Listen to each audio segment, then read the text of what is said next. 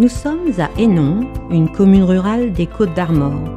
Tout le monde s'affaire afin que tout soit prêt pour l'inauguration de l'exposition du peintre Alain Thomas, Un hiver flamboyant.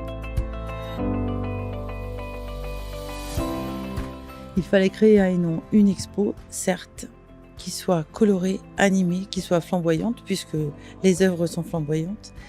Et pourquoi ne pas la créer en hiver, là où tout le monde la crée en été, et avec ce côté illuminé, en fait, que chaque œuvre soit mise en lumière et que chacun puisse descendre de sa voiture pour pouvoir en fait venir voir l'œuvre de près et surtout s'arrêter dans le bourg, pouvoir faire le tour du bourg, pouvoir voir qu'il y a une vie, il y a un dynamisme. Le projet qui était le leur, c'était, si possible, d'investir la commune dans sa dimension urbanistique, à savoir l'église, puisque la commune est quand même petite, et puis les bâtiments environnants. Et ce qui nous a vraiment séduit dans ce projet aussi, c'était de dire, nous, on a vraiment besoin pour traverser ce long hiver, cet automne et ce long hiver, d'avoir un événement majeur, et si possible que ce soit à l'extérieur. Donc on leur fait vraiment cette proposition de dispositif qui est atypique au pourtour de l'église et en complément avec les commerces. Je me suis dit qu'il fallait faire venir l'art vers les gens plutôt que d'attendre qu'ils aillent vers l'art.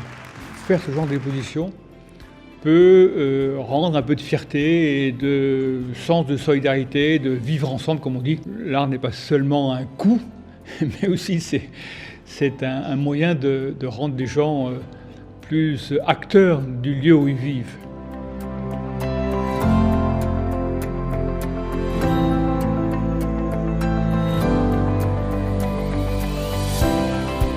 Ça fait 3 jours qu'on est sur les lieux.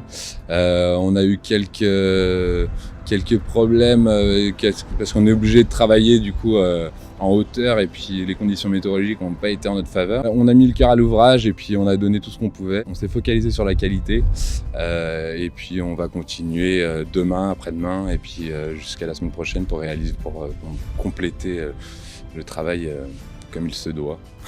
Généralement, la culture, on la retrouve dans les grandes villes. À Nantes, à Rennes, Saint-Brieuc, Lamballe, peu importe que ce soit, généralement c'est les grandes villes. Et au jour actuel, notre volonté, en tout cas, c'est que la culture soit accessible à tous. C'est la première fois, pourtant au bout de 55 ans de peinture, que j'ai ce genre d'exposition en milieu rural.